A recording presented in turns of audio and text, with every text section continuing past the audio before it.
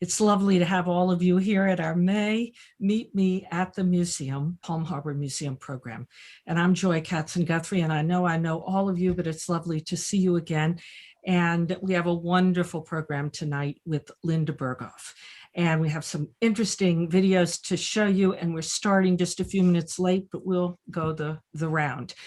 There will be time to talk to Linda later, but first I want to take a moment to invite Bob Fortner to speak about the museum. There was news today, and any updates you would like to share with us, Bob, please do.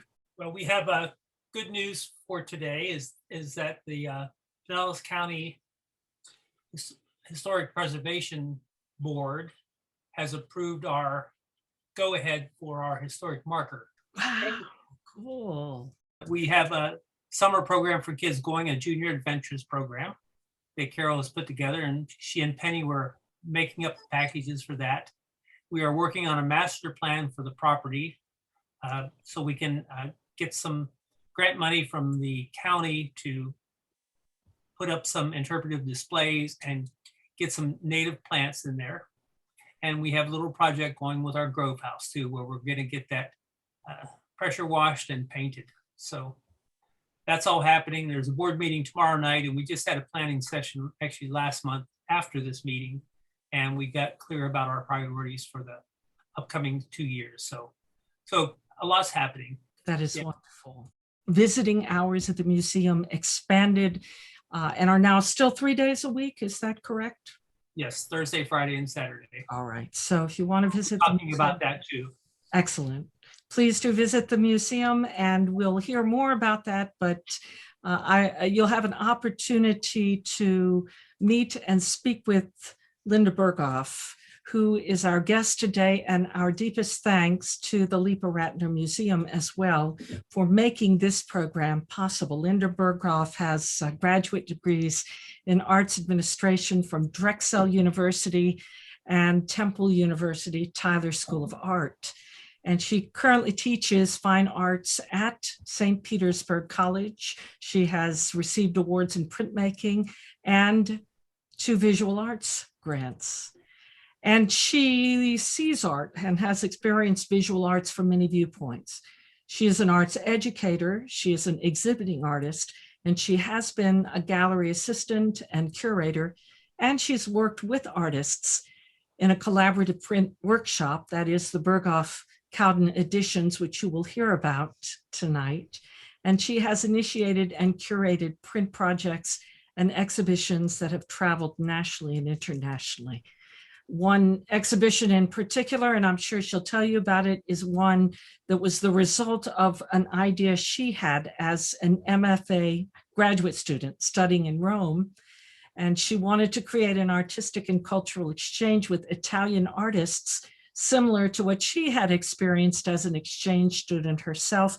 And the result was an international exchange program and project and an exhibition titled Transiti Italiani. I don't know because I don't know Italian, and I hope I didn't slaughter it, but Linda, you can tell us correctly. It was an exhibition of innovative screen prints produced by Italian artists, and it traveled to venues throughout the United States.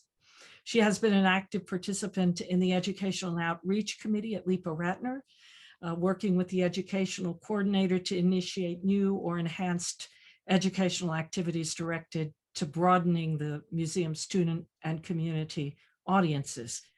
It's an ongoing relationship, and she contributes to a number of programs there and does what she can as well to assist with the financial well-being of the museum and development of a master's thesis for the arts administration degree.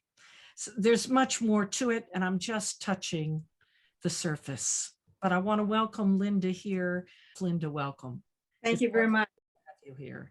Linda, would you like to say anything before I go into the video that we made, or shall I go straight into it? Just go straight into it. And then if anybody has any questions, I'm here, and I can always add things later. Okay, well, Linda, we'll talk more about it. We have another small video too, and we have a PowerPoint program, but I'm going to begin with this video of Linda at the Lipa Ratner Museum, who made it possible to do this program because a couple of the works that Linda is talking about are in the collection at the Lipa Ratner Museum. And so as I show you this video, you'll have an opportunity to hear Linda on the site. I took the video of her and we dropped in images to share with you. And this will give you an overview of the Lois Berghoff and Dorothy Cowden collaboration, the projects they did, and also the work of Miriam Schapiro. So here is that video, and then Linda will be on afterward to talk to you more. Hello everybody, and thank you for inviting me to give you a little bit of a story about our women, our pioneer women of Tampa Bay, and artists that came to visit Tampa Bay. And I guess I'll start out with just a little bit of history. My name is Linda Berghoff, and I teach at St. Petersburg College art classes. And I have a background in the visual arts, but my specialty is printmaking. These prints, as you see behind me, were part of a recent exhibition called Women Made from the Collection of the Lipa Ratner Museum of Art. We want to give a shout out to the Lipa Ratner Museum of Art for assisting us with today. We're honoring a specific artist, Miriam Schapiro, and these are the prints of Miriam right behind me. Now, the prints were created at Berghoff-Cowden Print Workshop in the Tampa area. And why I bring that up is because Lois Berghoff and Dorothy Cowden were pioneers. Both of them were artists, but they were pioneers in the Tampa Bay area in the 1980s. And they began a small women press. So it was very unusual in the 1980s for two women artists doing something like this. What was also unusual is that they brought artists, very well-known artists, to the Tampa Bay area to print and create fine works of art. So that was another unusual situation that happened in Tampa Bay. And some of you might be very familiar with the graphic studio at USF, and they did similar with famous artists coming down to print with the college. But we were a private workshop. So that was a totally for-profit, not non-profit. So it was a completely different situation. My mother had experience with printmaking for many years. She was the founder of the Printmaking Center of New Jersey. So we came down here from the Northeast, and she was the director, and it's still actually in existence today, 30 plus years. She was their very first director. So she was not only a pioneer down here, she was a pioneer in the New Jersey area. She also had galleries, Soho South and in Tampa, and she was also a print appraiser for the Tampa Museum of Art. So she networked, she was really involved in the art scene. I was away at school, so I wasn't quite around in those days. I was away at college. Dorothy Cowden is an art professor at the University of Tampa. She taught art history, and her and my mother became friends. She was also the director of the Scarphone Hartley Gallery, which is still in existence today. She's retired. So they met at the Art Alliance in Tampa, downtown Tampa. And in those days in the 80s, it was, the art scene was completely different than it is today. There weren't that many, there were like pockets, like there was Tampa, St. Pete, Tarpon. I mean, not everybody was connected like you are now. The internet was a completely different story. Websites, all that stuff came a little bit later in the 90s. So it was very different. It was very provincial in a way. What happened was my mother and Dorothy were doing their own thing. My mother was, of course, had a gallery. Dorothy was at UT, and they decided to get together and start a print workshop. when we talk about screen printing, if some of you, I think I'll give the definition of screen printing, because some of you might not be aware. I'm used to talking to an art audience or people kind of like, oh, I don't know, familiar with the arts. Not that you all are not, but, and students, but screen printing is a process. You know, we have different processes in printing. We have etching, lithography, woodcuts, but screen printing is a different process. And I'm going to give you a good definition of screen printing so you all are kind of clear about it. Screen printing, is also called serigraphy. It used to be. Now the term is different. It's also called silk screen printing because they used to use silk as the mesh. But they don't use silk anymore. They don't have to use silk. They use a polychrome or polyester fabric now. But it dates to the early 1900s. However, it's based on the concept of a stencil, which was known to be used in prehistoric times. So we know about the stencil, if you remember the old cave art, right? Making it one of the oldest graphic techniques. Basically, the process can be described as a stencil being adhered to a fine mesh fabric. The fabric is a screen, so we know that. Screens used to be made of silk, like I previously said, but now many other materials are commonly used. The image is transferred to the screen and the ink is forced through the mesh with a squeegee. And also a squeegee is like, think about, when you clean your windows, that kind of thing, okay? Like a squeegee. The ink prints through the open areas onto the paper beneath. So it's a screen. You put your paper underneath. You take the ink and you push it through on the top part. And it makes the impression on the sheet of paper. So I thought I would make that clear for those that don't understand much about printing. Now, what's nice about these and what's going on with screen printing now is that it's water-based. Silk screen and using screen printing in the past was all oil-based, and it was also very toxic. I'm telling you that is because when Dorothy and my mother decided to do the workshop, they used, of course, non-toxic inks, and it turned out to be a lot easier to work with. They were versatile, easier to set up a workshop because it's very costly to set up a workshop. And also in the 80s, they developed the water-based inks. So it was in the 80s that they came up with this new kind of ink. Before then, it was all oil-based, and people kind of steered away from it because it was only used for commercial value. It wasn't used in the fine arts as much. Oil-based inks was used in commercial, so you wanted to stay away from that. Was it expensive for the oil or just difficult Yes, to work with? and it was very toxic. Ah. Okay, even in some of the schools, they were very limited how they taught it. It was very toxic. But now it's not. It's all water-based. These are all water-based inks. It's like acrylic, basically. Think of it that way.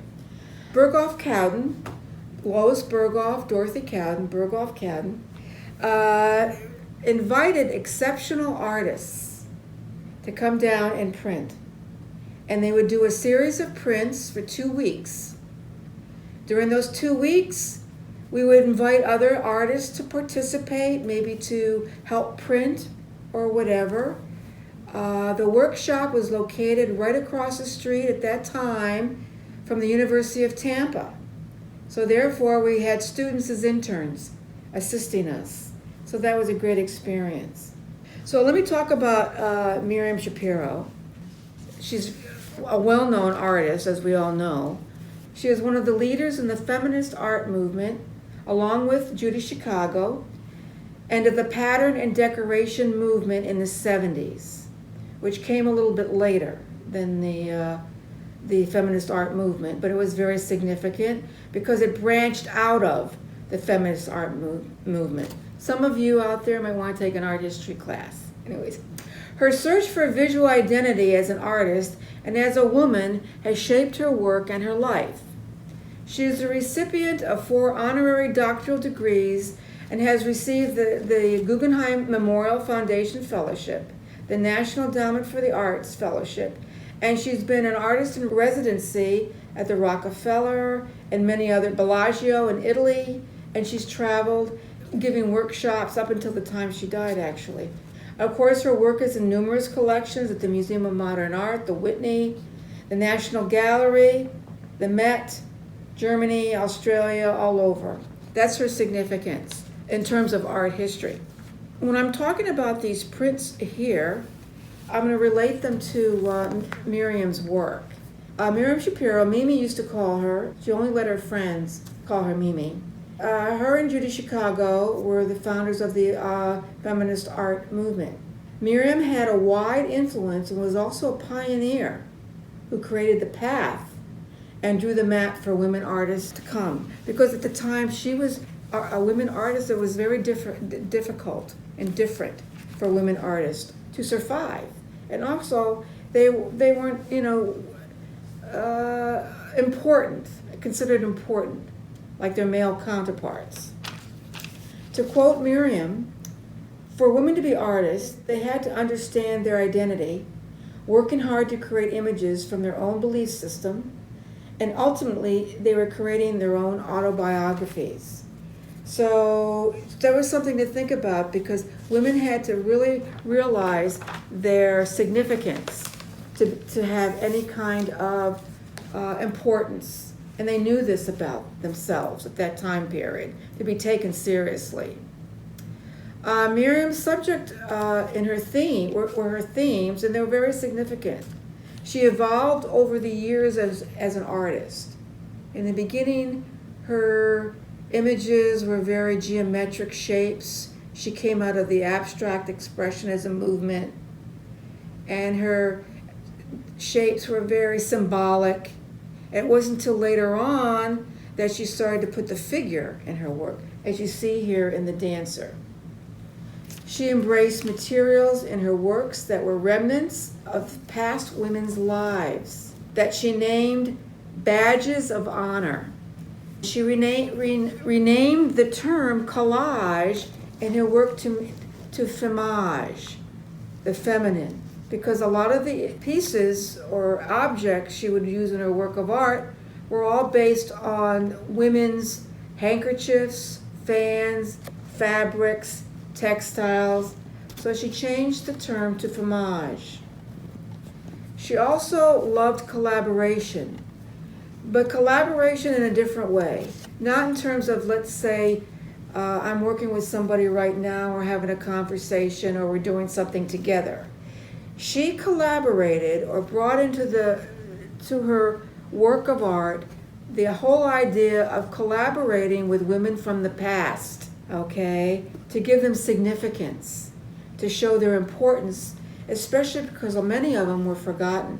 And she created artworks honoring women, artists from the past, giving them heroic status, especially Russian women artists. So in the beginning, in her repertoire, her imagery, she used Russian women artists. Why? Well, because Miriam had a Russian background, and she was very fascinated by that period of time in Russian history between 1917 and 25, where there were quite a significant Russian women artists that were doing some very avant-garde work at the time. They were collaborators. They not only did performance, they were also in theater, all right, and dance. So it wasn't just one medium. There was an exhibition, I think last year, or maybe it was last summer, or maybe the summer before, at the Museum of Fine Arts in St. Petersburg, that had an exhibition of this time period. And so some of you might want to go back and maybe look at the catalog, or get online and see the significance of some of those works of art, because that whole period of time was very fascinating in the Russian avant-garde. Also, a lot of her women figures in her work embraced dance, performance, and theater, like I said. And Miriam was attracted to Russian women arts because they not only created actual artworks, but they also designed costumes. They created fabrics. They did posters. So they had this sort of dual goal at that time period of not only creating good art, but also good politics. And they felt that it would change society.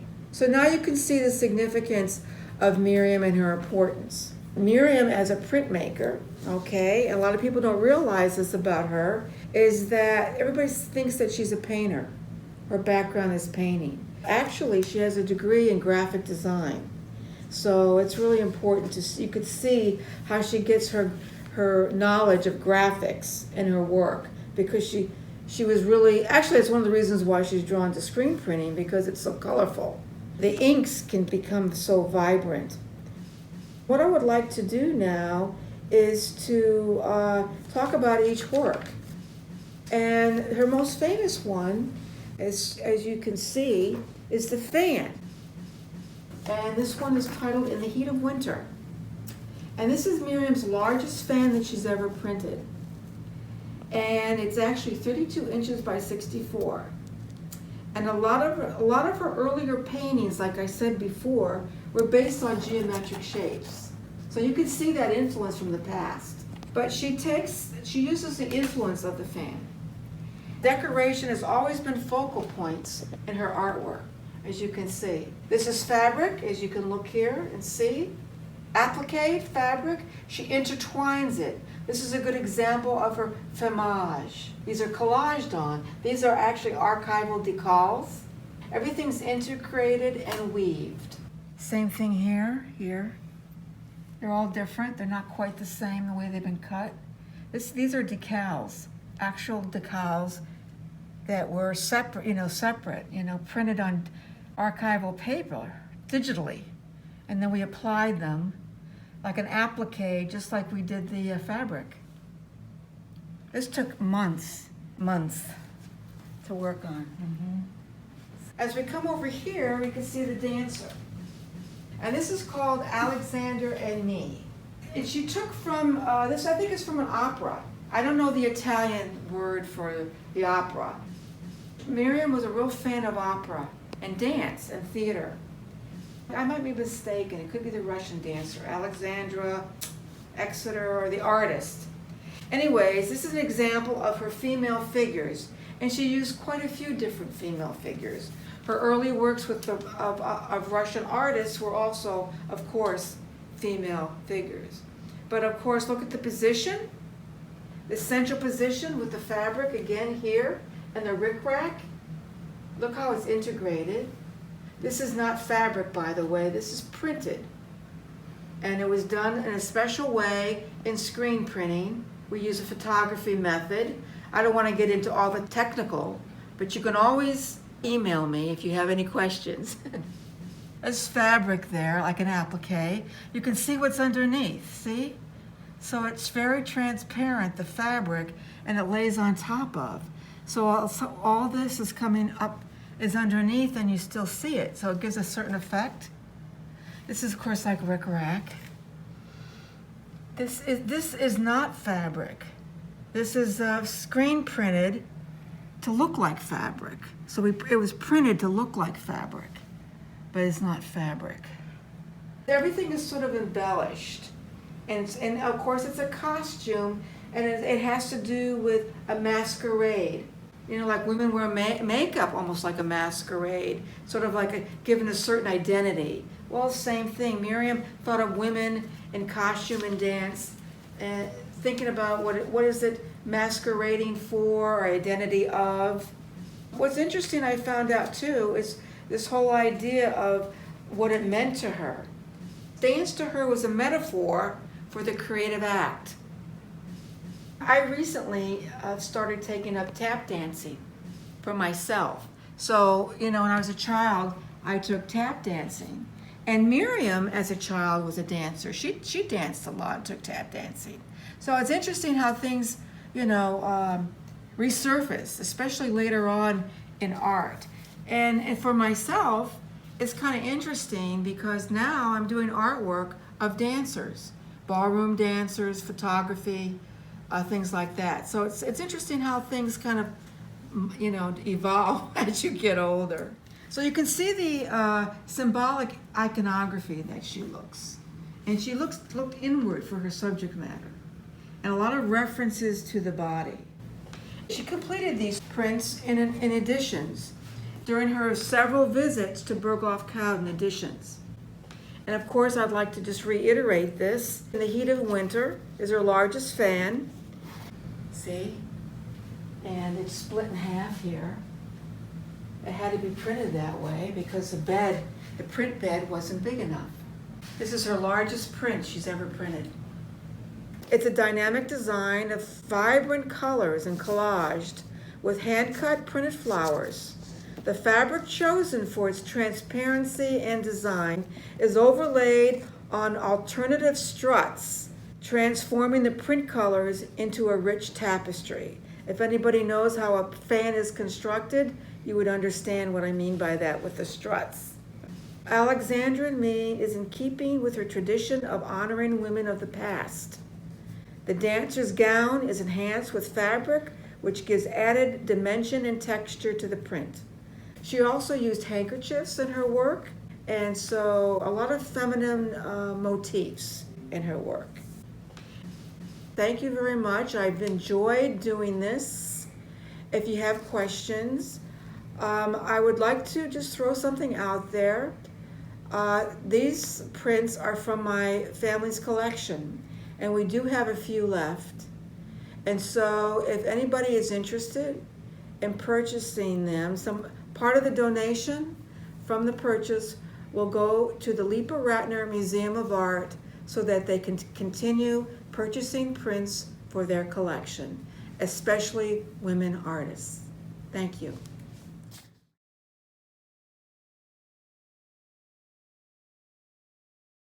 That was a wonderful presentation, Linda. Thank you so much. I'm going to show you one more short video, of Miriam Schapiro herself speaking about her life and her work and her, in particular, work about women. And then we'll hand it over to Linda to share more.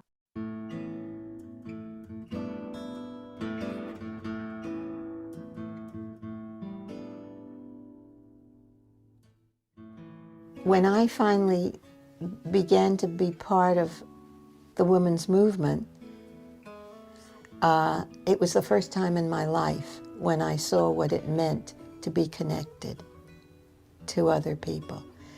And as time went on, I realized how much I had to give.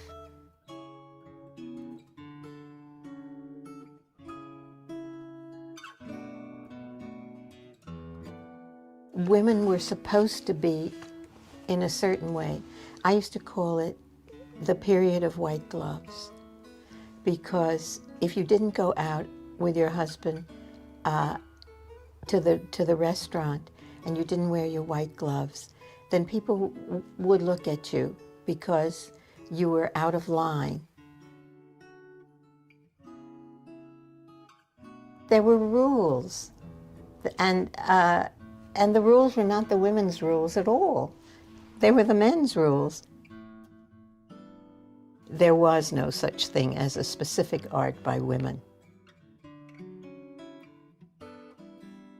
The story of Women House is about Judy Chicago and myself beginning an art course for women to make women understand that in order to be artists, they had to find their identity, as well as working hard to learn how to create images that came from their belief system.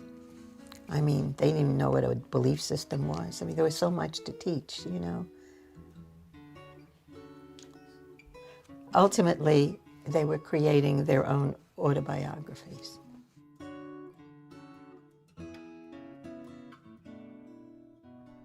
This young woman brought it was a box that she made. And in the box, it was very delicate and very moving. It was her first bra. And the bra moved down like this. And the box was made nicely. And suddenly, I thought about all the art, you know, that people studied in schools And who in God's name ever brought that to school, you know, as what they thought was important. But it was important. It was so important because it was the beginning of whatever her identity would be. I always had a thought of a woman like myself who's standing in the kitchen. She's washing all the dishes. And what's she thinking about then? What would it be like to have a story to tell? What would it be like if you had a certain kind of dress on? What would it be like to move your body around? I was myself dealing with my identity. I was innocent at that time in my life. I was older, but I was still innocent. It's now, in 2006, those of us who are feminist women are well known for paintings that tell the stories of women's lives. And you see how simple it was.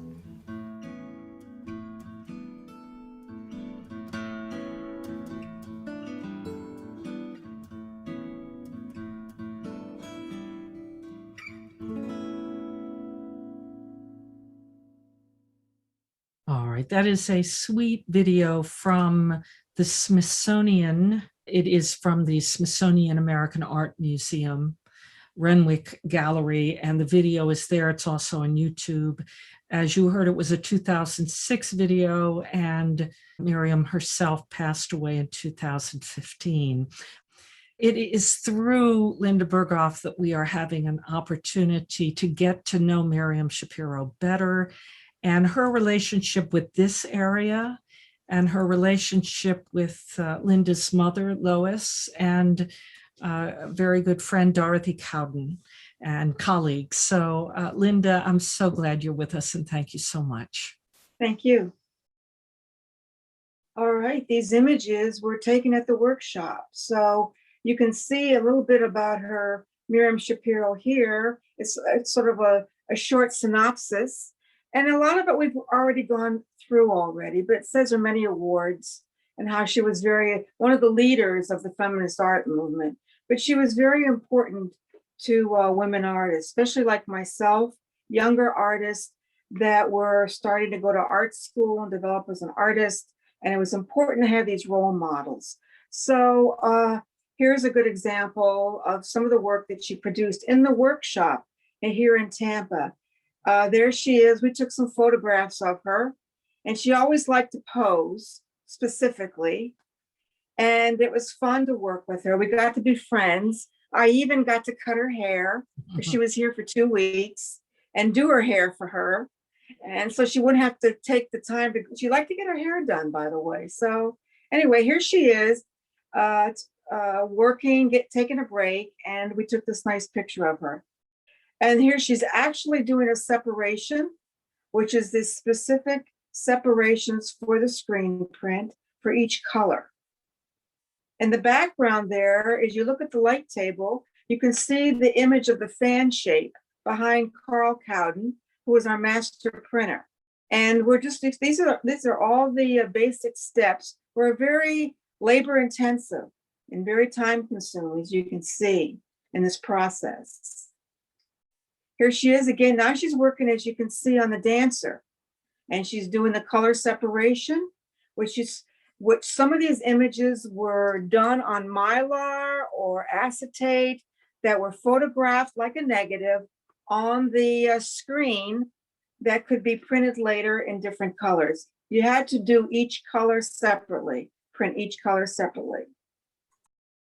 Here's Miriam with my dad. And they got along quite well. My dad also worked in the shop. He was actually a very good colorist. And Miriam depended on him for some ideas back and forth. Like I said earlier, that she was a great collaborator. She liked people around. Here's my mother. And we, after Miriam left, and of course she came back one more time again, but not all the prints could be finished. You know, you can, 2 weeks is not enough. You do enough, but you still have to work after the 2 weeks. And we had to finish up the fans, which took quite a bit of time. So here's my mom doing some applique of some fabric on the fan. And the gentleman behind her was a friend of the family. And when we were working on Miriam's fan, we used the community to assist us. And these are the docents from the Tampa Museum of Art that would come over and help us cut the fabric. So you can see it was really a communal effort with everything. And at that time we were located, the print workshop was located right across from the Tampa Museum there. We were next to the University of Tampa. So some of the docents were also students. Mixing inks, so you can see the process of mixing all the inks, and you can see all the screen print inks in the background. And there's my dad watching over me, making sure that I do it correctly. This is a good example of the screen. All right, and of course I cleaned the screen off and was drying it to get ready. And after you printed a screen color it had to be clean to be used again. So it was like I said, very labor intensive. But look at the size of that screen. That was for one of her, I think that was for the handkerchief. You could see me working on the dancer. That's one of the, I think it was the third color we put on. So you see the red and the beige and the yellow. And of course I'm drying the print. You could see working on it, and each color had to be, set before you printed the next color on top. My dad, you see the fan on the back wall. My dad's either mounting or framing a new piece, and behind his arm there is the chop. The chop is the marker that you emboss the print with your logo, so to speak. So Berghoff-Cowden was like a BC combination. And that was the chop, and you press that mark onto the print. Yeah, so you can see how it was done. This is after my mother, Lois Berghoff, as you can see there. At one point, her and Dorothy decided to go separate ways, very amicably. And we opened our print workshop on the Mitchell Ranch in Pasco County. And we used the print workshop as part of one of their horse barns that we renovated. And to the right is Dorothy Mitchell. And Dorothy Mitchell was very supportive of Berghoff-Cowden at this time, and actually purchased quite a few of the prints for her own collection. And that way we could always bring more artists down to print. So she was very supportive of us. And there's my mom on the left. This is Dorothy and my mother, and this was at the Polk Museum of Art in Lakeland. And there's a Sam Gilliam in the back, and this was a huge exhibition that the Polk had of all the artists that we printed, all the American artists, not the Italians, but the American. And this particular exhibition traveled around the country for 2 years. This is the handkerchief. Earlier, I didn't show it to you because it was, there's a lot, took up a lot of room. So a lot of these prints aren't small, but this is a good example. Each one of those squares was printed separately. And Miriam actually brought down the handkerchiefs in a big suitcase. And she collected women's items and also antiques. And she had a huge collection of handkerchiefs she came down with. And we had to have them photographed. We couldn't do it because it had to be specially done because of they're so intricate, and we had to get all the little details of the weave. So we had to do that and have them printed on negatives so they could be exposed to the screen. And then we printed each one. And I'm not going to tell you how difficult that was. very difficult. But it was a very much of a success, as you can see. Any questions anybody has for me? Linda, I'd love you to tell us more about the relationship between your mom and Dorothy and the university. And I know you said that it was different from what USF has done with their art institute. I'd love to hear some of the distinct things about your mom and Dorothy, what it was like for you kind of growing. Obviously, it led you to a life of art, great appreciation. Oh, yeah, definitely. Well, it was a very small press. They would call the workshop, the print workshop was very small. Graphic studio was connected to USF. They were under the umbrella of the University of South Florida. It was profit, nonprofit, because it was associated with the university. We were for profit, completely different. So we were not connected with any university or college. We were our own business. Mm-hmm. Well, at that time period, it wasn't very easy to survive as a business, especially in the fine arts and Tampa Bay area. So it's really something for two women to work together and to develop this and be successful, because they were very successful. And I came along later on when I was out of graduate school, and I came down, and they were already, in business for a while, at least 5 years. And I came down, and that was a time period when Miriam was there, and I got to work with her and assist her. And later on, when I moved to New York City for a while, Miriam and I were still friends. And I used to go visit her in her studio on Wooster Street in Soho. So for years after her experience in Tampa Bay, I stayed friends with Miriam. But it was just a very intimate situation with our small workshop. Well, there are several very good questions noted in the chat. So I'll just take them in order. Bob Fortner asks or mentions that Miriam is a steel magnolia, really feminine, but very strong and quite lovely. He asked what became of her estate. And actually, Bo Ott mentioned Eric Firestone's gallery in New York City. But is there anything more you can add to that about Miriam's estate and her work and her exhibitions? Her estate at the time when she passed away was taken over by her son. But what's happened to that, I have no idea. But also, in association with that, I have to make a correction there. I'm wrong. It was Judith Brodsky. Judith Brodsky was in charge of Rutgers University Print Workshop.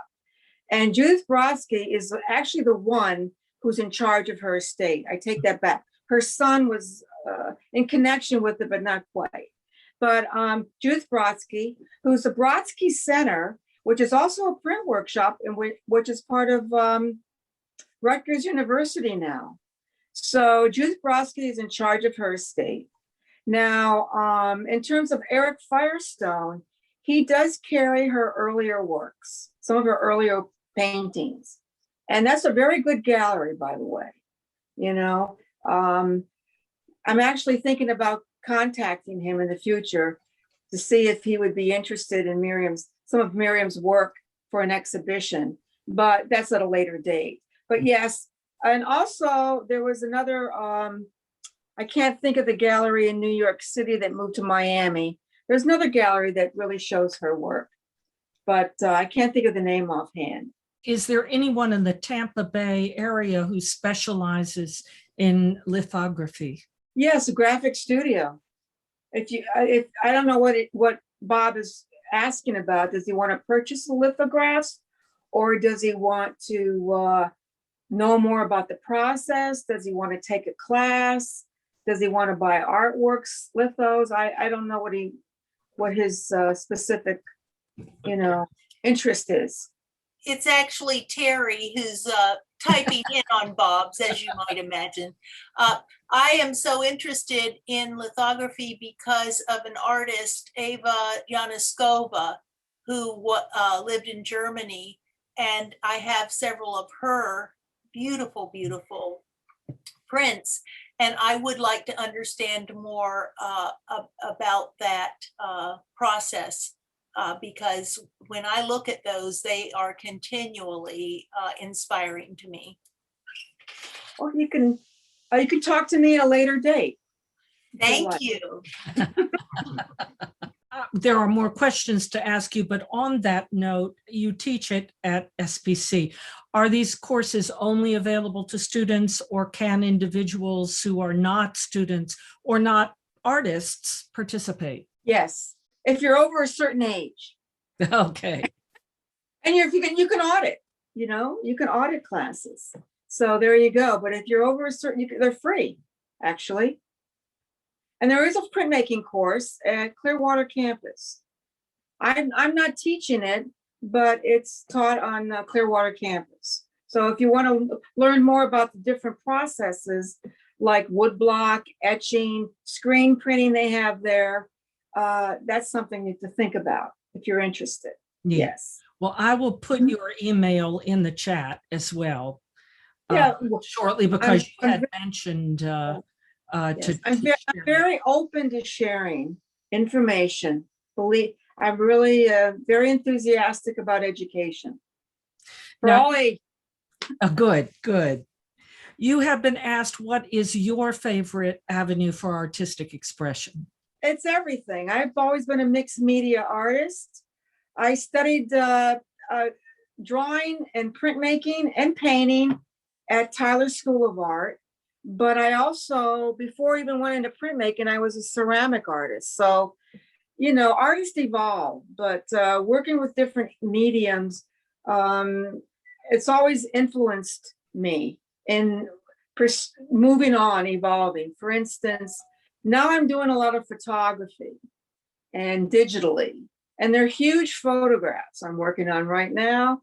But if it wasn't for my printmaking background, the photography wouldn't take on this eerie look that it has because of my understanding of how the process of printing is. So, one medium influences another, and I like that. I like to evolve as an artist, but yes, I'm a working artist, definitely.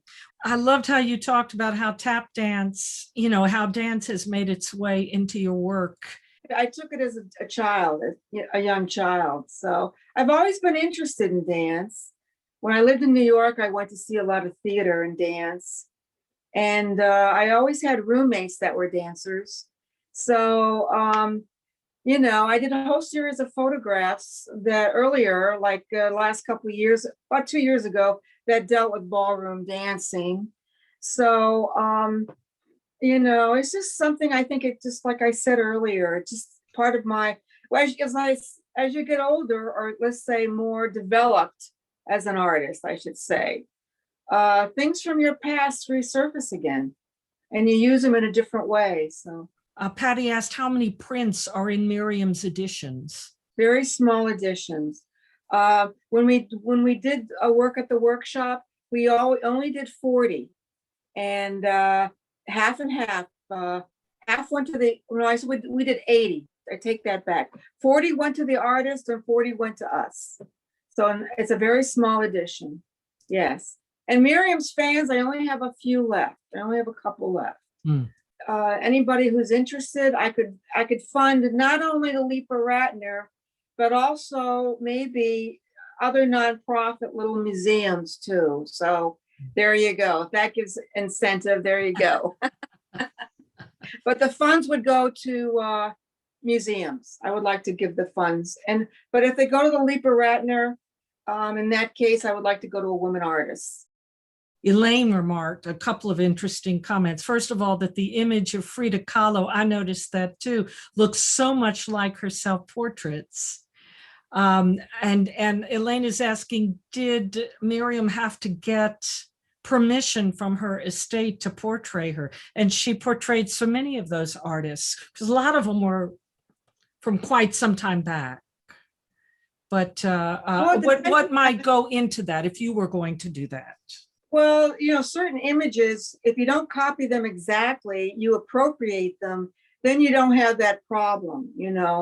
Sort But of in the public domain. because you're appropriating, it depends on, it's a fair use law. There's two different things, but I don't want to get into all that. But anyway, it depends. Like Frida Kahlo, in her particular painting of Frida, that wasn't taken exactly from anything Frida did. It could have been an old photograph that she found, and she, used it in one of her works. But Frida was someone that she collaborated with in terms of a woman from the past. Okay. So that's why she did that series. Now, Elaine also mentioned the Last Supper image, and I placed it's all over the web, but it is at the MoMA, and I'll share this very quickly. There is a web page with information about it. Elaine was mentioning all of these faces of women artists, and she was asking, who are they? There are some names here, but obviously all of them are not listed here. But this is on the MoMA website, and I did place that in the chat. Any comments you have on that particular image or women artists? Well, again, a lot of these women artists you're giving honor to. Again, it's the Last Supper, okay? All men basically at the Last Supper.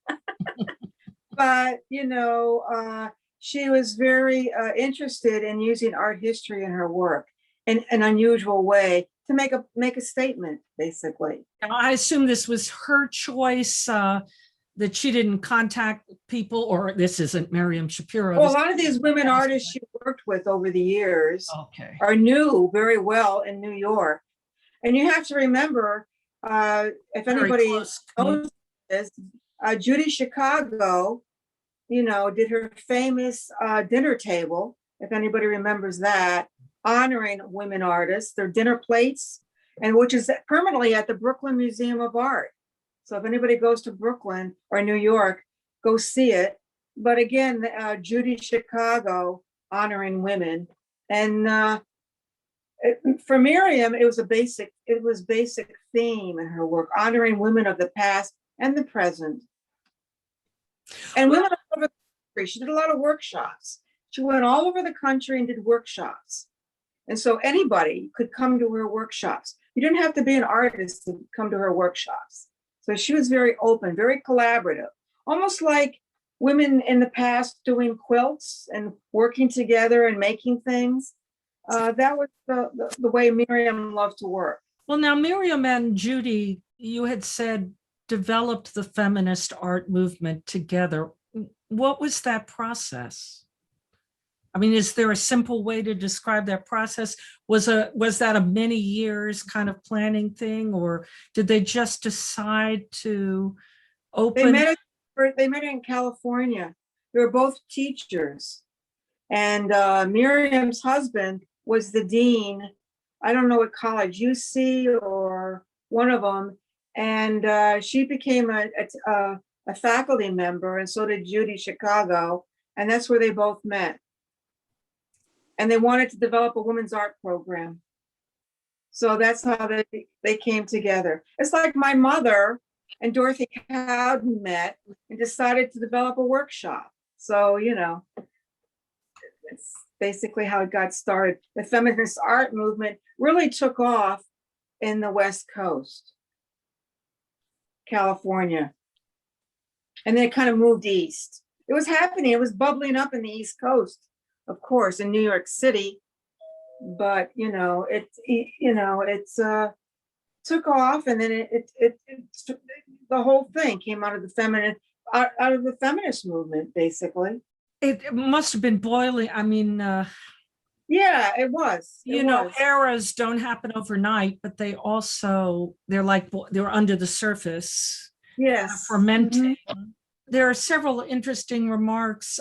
Bo has asked, do you recall how or when the Orlando airport acquired that huge Mimi kimono Femage? I have no idea about that one. for one thing, the Orlando Art Museum has purchased a lot of her works. So I have placed Linda's email in the chat. There are a few links I've put in. Bo asked if you would compare or contrast Mimi and Judy Chicago's presence or influence in art history. Judy Chicago is still alive, so she's still making an influence. And both women were very significant, especially for women artists. Miriam was a little bit different than Judy, except because Miriam was she loved to collaborate more so than I think Judy did, because Judy was very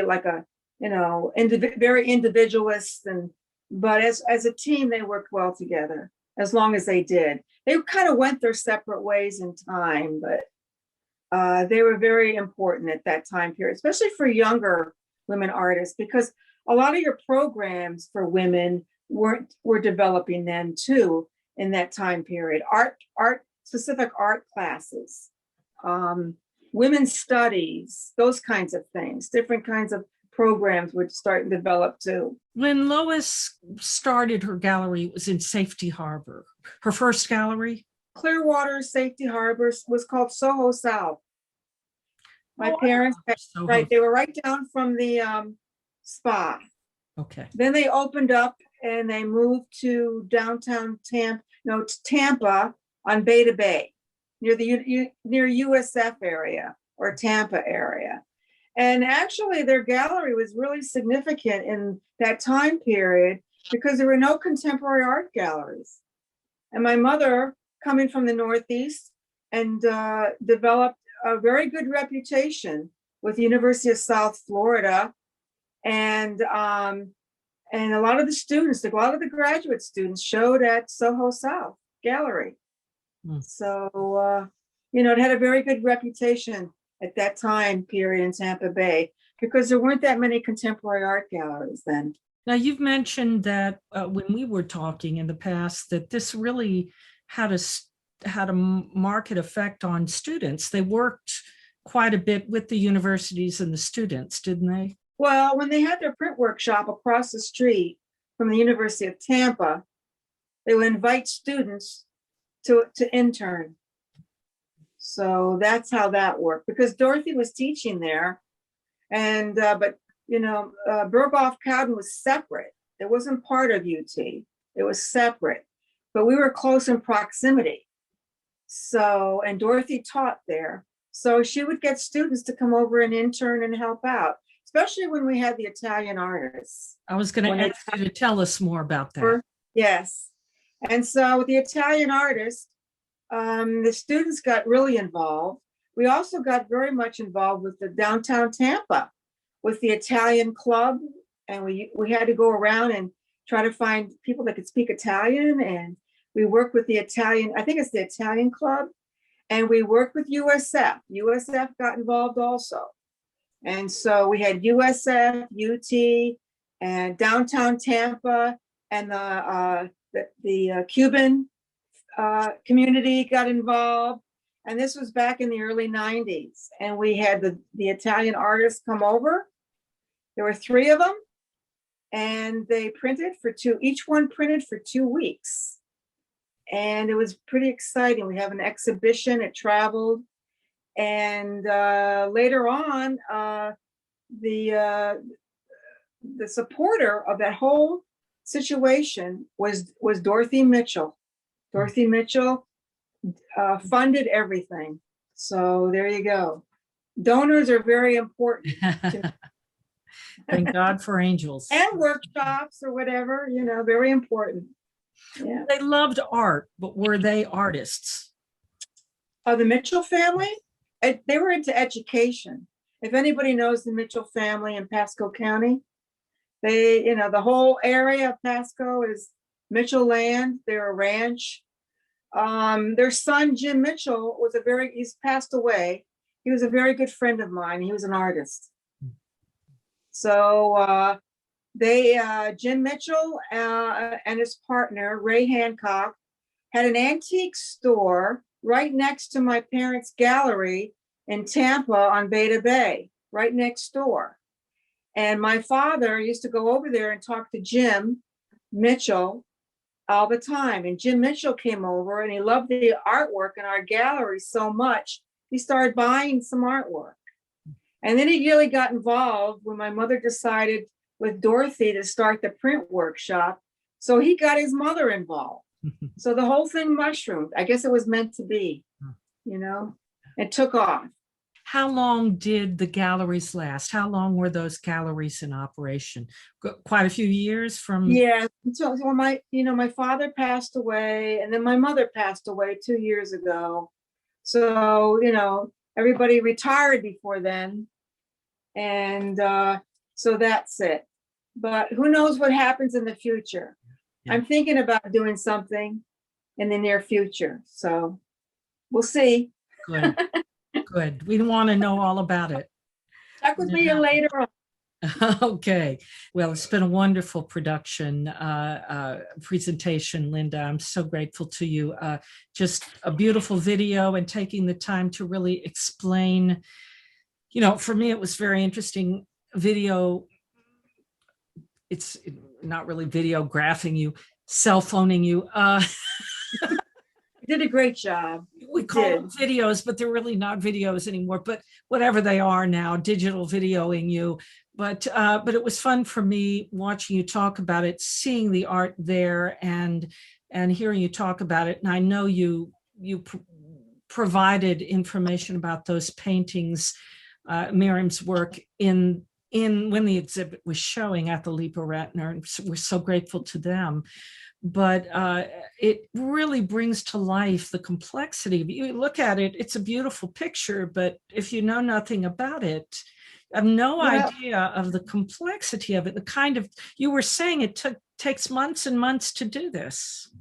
Well, I think the whole thing is interesting because it tells a whole story about what developed here at a time period and brought all these different people together and connected. And it's really, we don't know about these stories that are right in our backyard. Yeah. And I think it's wonderful that you're doing things like this. It's really important because everybody thinks, Tarpon, Palm Harbor, we don't have a lot of stories to tell, but we do. We do. Yes. There's a lot of stories to tell. Yeah.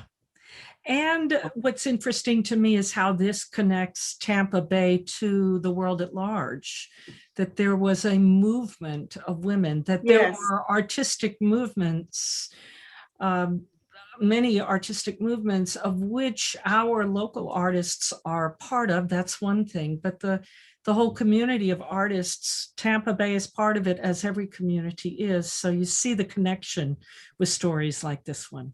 Yes, very much so. Thank you very much for inviting me. I enjoyed it.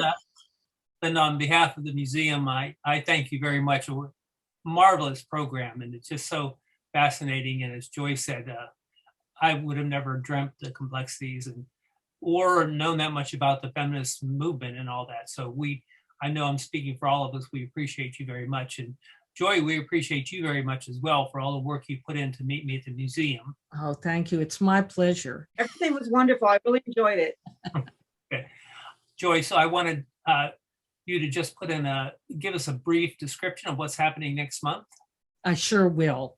And I did want to mention, Carol made a remark about the Sam Gillian art, which is indeed, I'll find you that page before the end of tonight too. There is a page of Miriam's work, and it mentions the various artists with whom, actually it's the Berghoff-Cowden screen printing and some of the artists they work with. I do have Sam Gillian. If anybody's interested, I do have Sam Gillian's. There's the link. And it did indeed have a variety of prints that were among the ones that were part of that collection. Next month is a wonderful program. It's a 2-in-1. So Jan France, it is a look at Lois Cowden, Lois Oxnam. Too much multitask. All right, I'm going to stop. I'm going to take a breath and just say that I've got a wacky mind. Lois Oxnam of Boot Ranch, and Jan France, her lifelong best friend, literally lifelong, because Jan was there at Lois' funeral when she died very suddenly, when she was thrown from a horse and injured very seriously. And they were dear friends all their lives. And Jan is going to look back at that era, what it was like growing up with Lois on Boot Ranch, what the world on Boot Ranch was like, but also what Pinellas County was like then, when it really was a much more rural area and we didn't have the explosion of population that we have now. Additionally, Kim and Mitchell is going to present her portrayal of Lois Oxnam. So we're going to get a history and a true to life portrayal.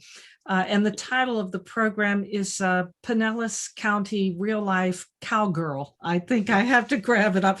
I had hoped to have the flyer for you today, but I'm working on it. So that ought to be prepared for you tomorrow. But it's going to be a wonderful program. And in July, we have a very, very interesting program coming up on Tocobaga Indians. That is with Roger Block, who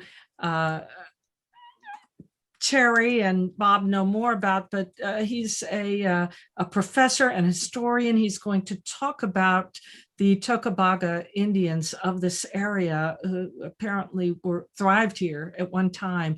And is going to be back with us in November as well, Indian Heritage, Native American Heritage Month, to talk about his collection of Indian artifacts from this region. So he's quite a knowledge on that. So that's coming up over the next 2 months, and we'll be getting information out to you on that very soon.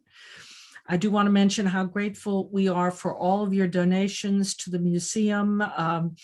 Obviously, these programs are a gift, and they're a gift from everyone who gives their time to make them possible as well. But we're deeply grateful to you when you support the museum, and especially when you renew your memberships. We're grateful for that. Bob, are there any last comments you would like to make? Again, just thank you, and thank all of you who participated, and we'll work out our little challenges we have with Eventbrite, because Did they not get everything out? We're not sure quite what happened. We got the reminders and we got the link. It just did not work. Well, you know what? I noticed that too. An earlier one worked and a later one did not work. Yeah. So that's what happened. Thanks to Jean Barnes, because she does so much work to pull this all together. So thank you, Jean. We appreciate you very much. Well, I'll tell you what, I'll have this edited in the next few days. It won't be hard because most of it is videos. So, so I'll put it all together, and we'll get it up on a link or in Dropbox for everyone to see who wasn't able to get into the program or would like to see it again and really look at the images and stop the video and look at it and see it more closely. So Linda, thank you again so much. We're so grateful to you. And for all of you who came tonight, we truly appreciate it. Thank you. Thank you. June 16th, July 21st, always the third Wednesday of the month, 6:30. So we'll see you next month. And thank you all again. And thank you, Linda.